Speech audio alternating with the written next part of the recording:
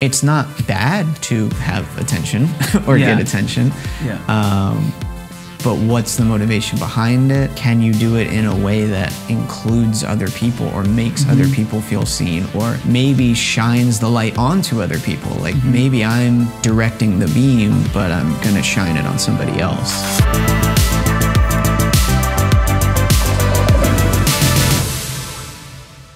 How's it going? Welcome back to the channel. I'm Matthew. Today I got to interview my brother Ryan. Hello, welcome to What Matters Talks. I'm Steve Irwin, and crikey, we've got a beauty of a talk today.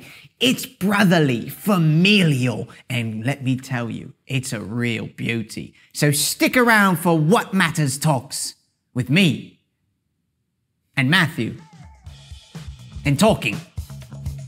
How's it going, Ryan? It's going well. Hey, welcome to the chair. Thank you. Thank you for having me. Yeah. I usually hear these things starting with a little theme music, so it's quieter than I'm used to. Yeah, so you're jumping in right in the studio.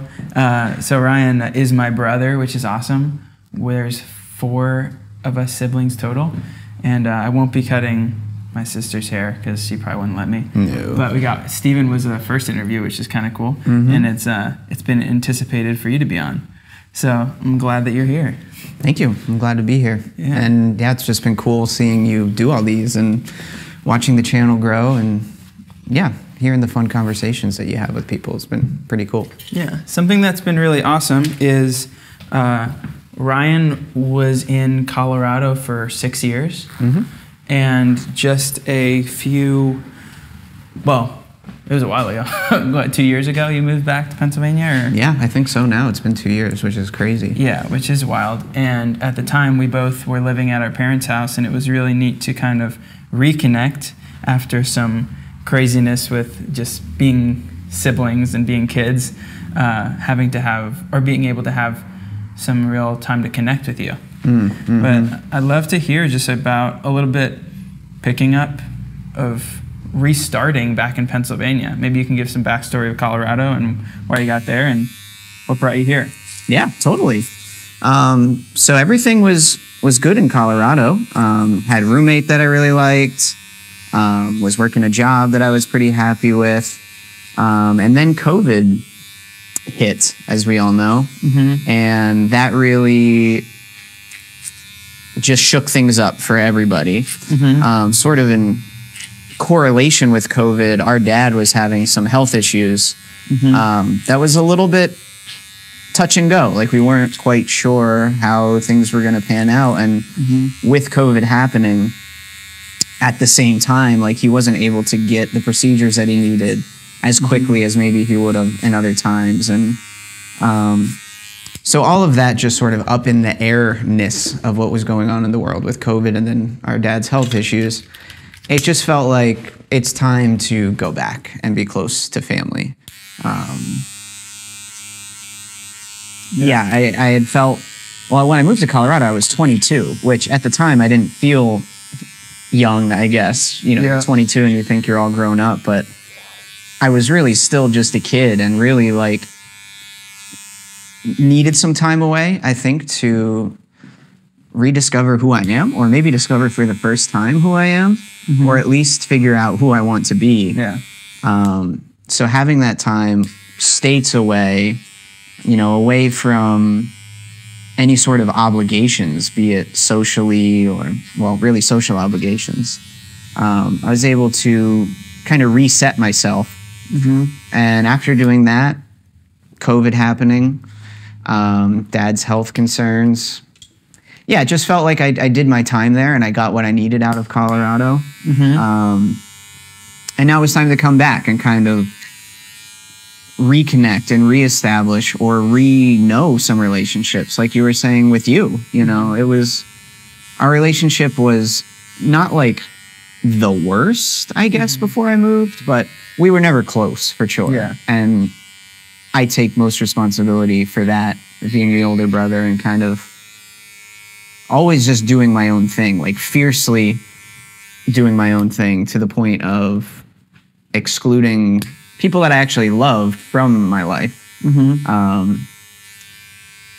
So yeah, being able to come back and reestablish myself. Sounds weird to say reestablish myself in the family, but in a sense, you know, that I want to be a part of things, and whatever hurts from the past may have happened, or whatever dynamics we'd established when we were literally children. Yeah. To let those go and to reassess. Reassess and have the next chapter begin. Yeah.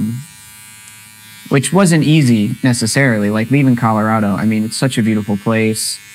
I had a bunch of friends out there. You know, I moved out there with a friend. Friends from high school followed me out there, and we lived together and had a good life. I was with a girlfriend at the time before I decided to move back, and so there was a lot of. It wasn't an easy decision per se. Yeah. That I was just like, oh yeah, go back and restart with family. It was kind of, if I'm doing this, I'm like restarting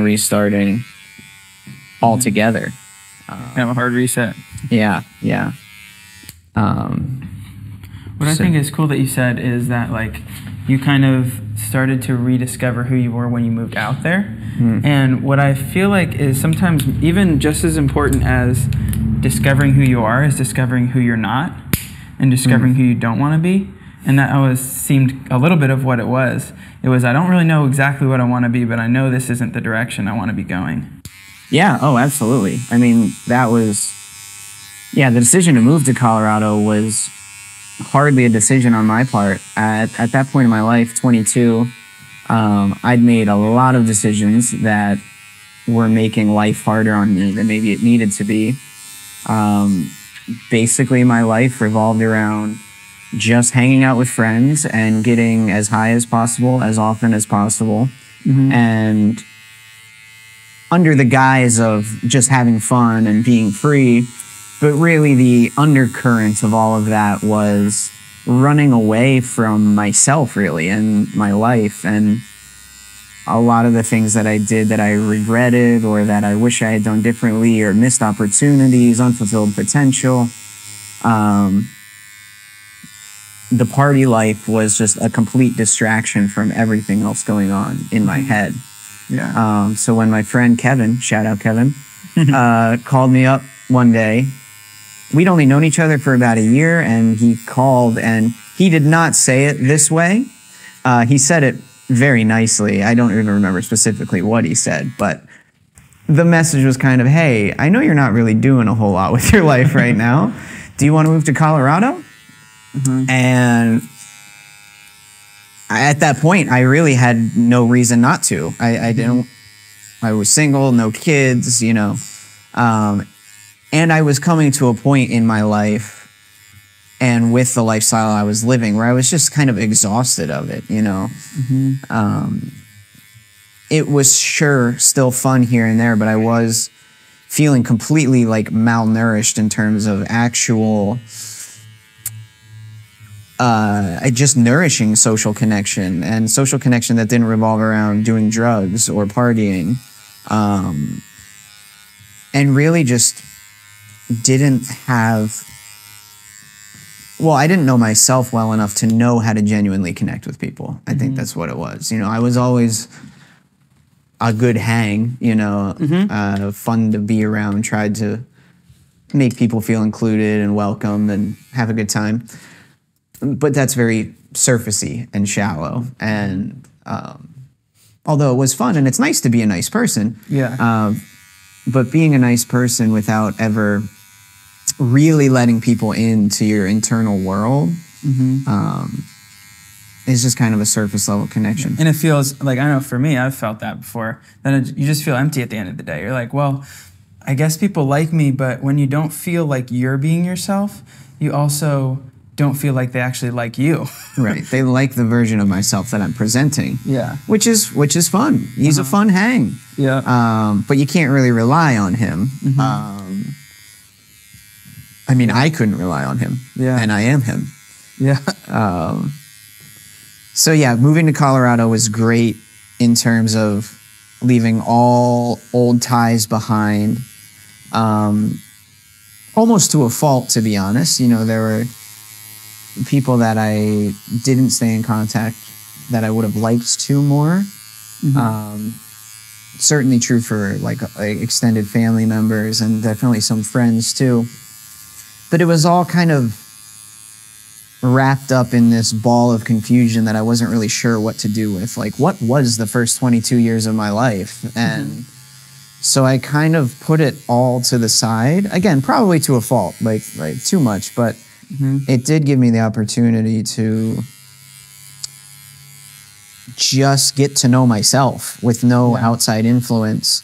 And my friend Kevin, who I moved out there with, is just the most like chill, down-to-earth guy.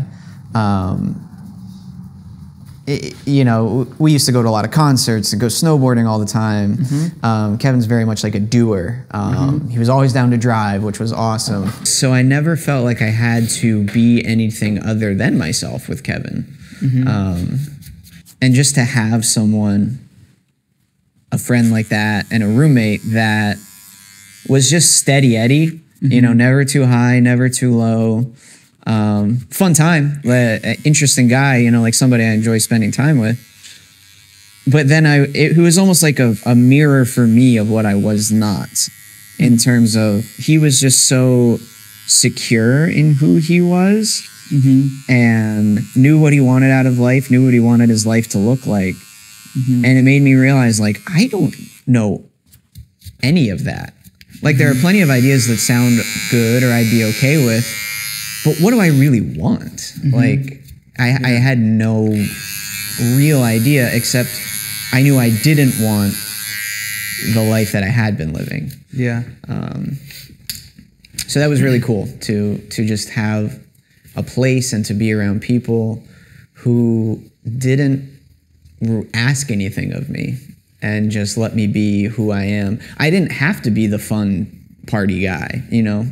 I didn't have to be the good hang. I could just be whatever I wanted to be in that moment. Yeah, you didn't have to fit a mold. You should just be. Right. Yeah. And in that space, I found myself really just having no sense of identity. I wasn't super into politics at that time, although I did sort of get into it a whole lot more during those years. Any thought of like a grander scheme or, you know, a religious affiliation or any sort of spirituality just didn't exist in my life. So I really just started going down all those different avenues of what do I think about politics? What do I think about what's going on here? What does it mean to be a human? What's the purpose of life? You know, what is all these questions that I sort of was given the answers to when I was younger, and I just didn't really like those answers, or they didn't resonate with me. So having the chance just to dive in was so like, I mean, I remember specific moments just like being in my living room by myself and like reading a certain passage of a book or hearing something on a podcast that just like clicked and light bulbs went off, and being able to piece together who I am bit by bit was so exciting, and also a little bit like nerve-wracking.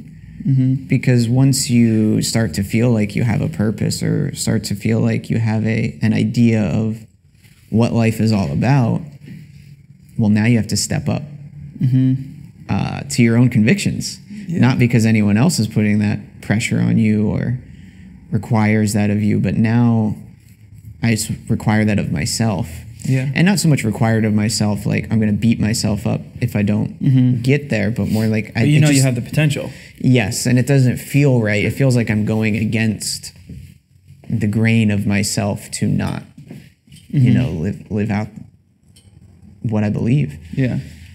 So that was basically Colorado in a nutshell. It was a real incubator for what I believe, how I think, and how I want to be. We can always circle back to some stuff, but now what I think is neat is, as a young kid trying to figure out who you are, comedy was always huge in everything you did, whether it was in a home video or whether it was in front of your friends or in all these different places. Comedy and humor has always been a big part of something that comes natural to you. And now, after all of that and losing yourself and finding more of yourself, you're back into a place where you're pursuing comedy as a career. Yeah. Tell me a little bit about what gave you the boldness to do that. Yeah, well, a big part of that, it's a perfect segue, really, because coming out of Colorado, and while I was in Colorado, I mean, I figured out pretty quickly, like, oh, the things that make me happiest in life, I have no connection to anymore. Really, my biggest passions as a kid were sports, specifically baseball, but really all sports, and being on stage. And even more than just being on stage, doing comedy on stage and making people laugh. And I hadn't been on a stage or played a baseball game. I played a little bit of like recreational soccer in Colorado, or men's league soccer, I guess you would say. But those things that really like brought me joy, the camaraderie of being on a team, just athletic achievement, being in shape. It feels good to be in shape and to have fun out on a field. Yeah, it's just freeing and puts you in the moment, and of course being on stage. So yeah, in Colorado, I realized like it's no wonder I'm depressed when the things that I love most in life like just don't exist in my life anymore, and they hadn't basically since I graduated high school. The day I graduated high school basically began the descent into just being a degenerate, frankly. So yeah, I realized in some fashion or another, I really want to get back on stage. Didn't really have any plans to do so.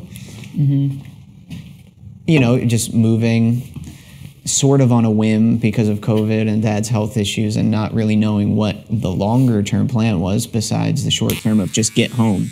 Yeah. But I knew I needed to scratch that itch again. So cut to, I moved back and I see that my friend Mike Duadea, shout out Mike, had been doing improv comedy at a small improv theater in Lancaster called Lancaster Improv Players. And I saw him share a post that they were having like an open audition. And this was, it just all lined up so quickly. And so I decided, well, I'll show up to the open audition, see what happens. Ended up making one of the teams. And through making the teams, of course, you get back on stage. I'd never done improv comedy before, but fun little, synchronicity nugget or something is Mike, who had started doing the improv, and I, back in high school or just after high school, we would try to do like, whose line is it anyway? But just, literally, we'd be having like a party at someone's house, and Mike and I would be like, hey, let's play whose line is it anyway? Yeah. And no one was really as excited about it as we were. But it's just funny now that he and I are both back over 10 years later, doing improv. That is really cool. Very funny. So yeah, through that, I've been able to meet a lot of people who have similar goals and similar passions, and doing as much theater as we did, we as in you and I and our family growing up, just having that, or being comfortable on stage, is a great place to start. Yeah. But you realize pretty quickly, like being funny with your friends or being funny with people you know and who know your sense of humor is so much different than being funny at 7:30 p.m. when people have paid tickets to come see you and expect you to make them laugh. So it's been really exciting to learn that style of comedy, like presentational comedy. that's not pre-scripted by someone else. It's all on you. Right. Yeah. Right? Especially the improv. Yeah, is not scripted. So I have also joined up with a sketch team through the theater, and I've been trying out a little bit of stand-up here and there. So there's sort of a few different plates spinning. Yeah. But my grander goal overall, of course, I do enjoy performing on stage, but I also really like the business side of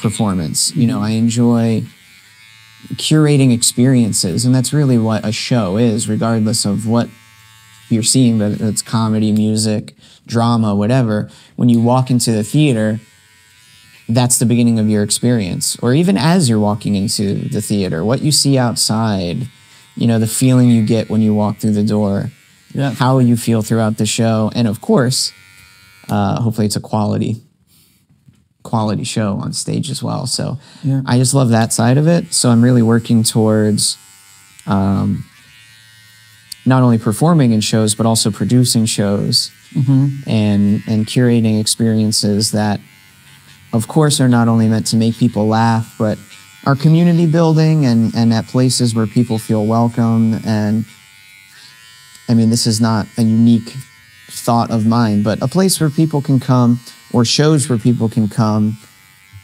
and just relax, you know, exhale and enjoy themselves. Because life is it's life. Everybody knows it, especially nowadays. Everything is so much, so fast, and we're so distracted by our phones, and we're all addicted to the dopamine drip. And to be able to just keep your phone in your pocket for an hour and laugh with other people, to not have to be yourself for an hour, to just be a part of an audience, I think is an underrated experience, you know? It happens less and less these days because, you know, people want to video the show, or they are just so distracted, really. And I'm guilty of it too. I'm just as guilty as anybody else of getting distracted. And for me, shows are places where I can go and not be so distracted, just be in the moment and be a part of an audience and participate in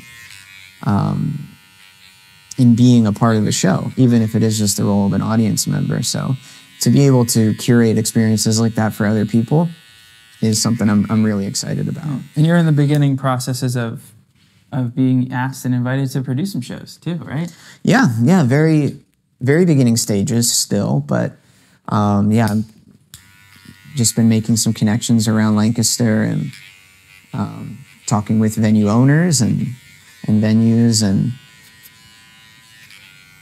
and finding the ones that are the right fit for what I want to do too. I found that, I mean, totally different thing here with barbering, but I've been trying to find some barbers to work with me, and I think it's always more important to wait on the right timing, to keep moving in the right direction, but to not jump into something because it's an opportunity, but to keep persisting in what you have in front of you, and don't force something that's not ready. Yeah, that's a good way to put it. Yeah, I've definitely, well, I mean, people talk about, you know, scarcity mindset. And when you or I have been living a life in a scarcity mindset, I've been guilty in the past of taking any opportunity that presents itself in front of me, because the sort of underlying fear is, well, there might not be another opportunity. Like, you have to take what you can get, and you have to, which may be true in some instances or sometimes, but sometimes you just got to get started.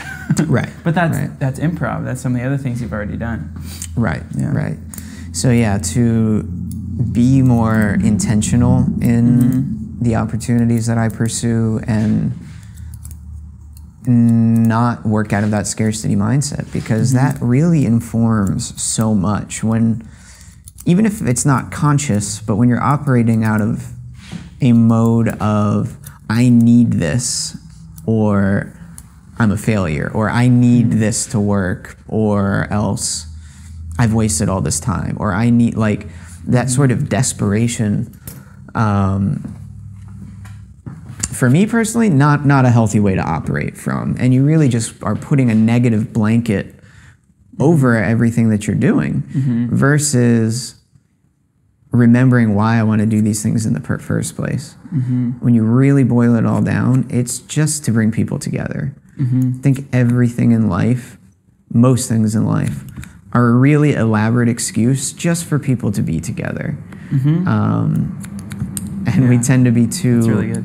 awkward, awkward, or it's maybe embarrassing to be so like forthcoming about that. Like sporting events. For me personally, I love sports, so I want to see the ins and out of the strategy and what's going on. But also when you're at a game with somebody, it's really more about the experience you two are having together. Same thing for comedy shows. It's great to be up there making people laugh, but without an audience laughing, you have nothing, you know?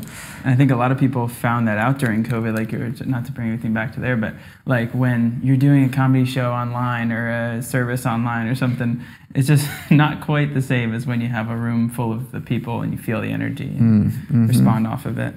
Yeah, I mean, we know that like so much of our communication is nonverbal.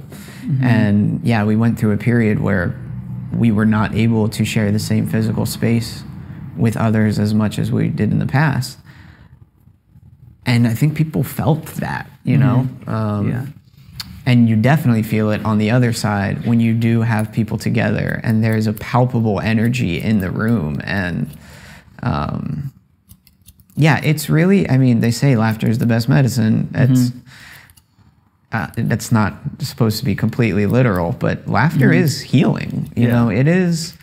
Yeah, scientifically. Yeah, it's like, an crazy. Involuntary like rush of just all the good chemicals in your brain, and you aren't stressing out about whatever that thing is you're stressing about when you're laughing, or even when you're grieving sometimes. To have a moment of levity is so healing. So remembering that and keeping that as the guiding light of my actions instead of what will happen if this doesn't work out, or is this even going to work out at all? Like, just operating from the place of, I want to bring people together, I want to make people happy, I want to be a conduit for joy and for unity, really. And what's kind of cool to me is I always find that most people find their purpose in on the other side of their traumas, and a lot of people find purpose somewhere in between there and what their childhood self really longed for. And it's cool to see that comedy, something that you really naturally just moved into when you were young, but also community, something you really lacked, are now being married together in this really cool space. And I'm excited to see how you do that, because there's something so powerful about leaning into what you feel other people need or what you missed out on. Yeah, that's interesting. It made me think of, sort of during my like self-exploration years, I realized pretty quickly, like, oh, my whole personality as a kid and a young person was, well, it was just a supreme goofball and a little bit mischievous, a lot mischievous. But that came from a place of, I just felt like I was never seen or heard. And not in the sense that no one, you know, the sound waves from my mouth entered people's ears, but they never heard what I was really saying or thinking or feeling. So then I developed this, well, if no one's a new gonna, language. to be heard. And even if it wasn't my genuine self, just like being a goof, I at least felt like I was being noticed and seen. But that's not a healthy pattern necessarily. No. So to then recognize that pattern it's like, well, this is who I am now. Maybe it started as a defense or a survival mechanism, but now it's just kind of who I am. To not throw out the baby with the bathwater, which I kind of did for a few years. Like I really did kind of like, I got a lot quieter. I wasn't as outgoing in social situations. I would kind of take the back seat and just let things happen, versus when I was young, it was like I would walk in the room and basically demand to control the energy of the room or the vibe of the room. And that wasn't great either, and that steps on toes and isn't a great way to connect. So to find the balance of those things, of it's not bad to have attention or get attention, but what's the motivation behind it, and can you do it in a way that includes other people or makes other people feel seen, or maybe shines the light onto other people? Like maybe I'm directing the beam, but I'm gonna shine it on somebody else. And I think that's just a level of maturity in that process that is really beautiful, is like that you are starting to understand the benefit of when you have something to say that's gonna bring value, to say it. And when you have something if you have a platform, but you know someone else has something to say, to direct it. And that's something that's really cool, because we're all in this thing together, and whenever someone feels out of it, it's a shame. And it's always beautiful to be a person that's finding the person that doesn't have that voice, who for whatever reason, maybe they haven't found it yet, maybe they haven't explored it, or maybe it's a new setting. But allowing that person to jump in is really, I love that. Yeah, and I think for me, like sort of my in going back to sort of saying how my personality was formed, and it was basically a big defense mechanism for anxiety and feeling left out, feeling not included, feeling like I wasn't a part of anything that I wanted to be a part of. Yet I always presented as a kid and young person as like, oh, I'm just a cool guy. I got it all together. Like nothing phases me. Like, so just knowing that I'm not the only one who did that. Yeah. Lots of people, and most people probably, in different ways do the same thing. Yes, adopted their personality or developed who they are out of a sense of fear, or as a defense mechanism, or as a response to feeling out of control of what's going on around them. So just to see people, or knowing that lots of people go through that, and maybe they're in a space now of recognizing that, but not knowing how to get out of it. You know, it's like, this is who I've been my whole life. So there's this version of you that you feel that you are, and then there's a version of you that you see that you want to be. And maybe not knowing how to bridge that gap. For me, just, I mean, be it through comedy or just through, everyday social connections, trying to let people know, like, you're okay to be who you are. And we all have so much about us that we might think is embarrassing, or that we're ashamed of, or maybe we feel like decisions we made when we were younger are like irredeemable in some way, or have affected us too dramatically that now you can't put the toothpaste back in the tube. Or maybe I've been this way so long with my family, I can't just walk in today and be like, hey, I was like this and now I'm gonna be like this, and everyone's gotta accept it. Like, people might not be receptive to, this whatever version of yourself you want to be. So if I can myself just be in an environment where people feel that it's safe to come up for air, you want to be it? yeah, and not forcing anybody to. Yeah. And not imposing that my way of thinking is the right way, or even that anybody needs to change to be accepted. But just to, be in an environment where people feel safe to be themselves is really my goal in not just, day-to-day life, but really with comedy and producing shows too. It might feel weird, like, well, how is an audience member going to feel free to be themselves when they're just, an audience member? Like, how is that really like affecting anything? But I think there's a lot to be said for like the unspoken intention that you put behind things.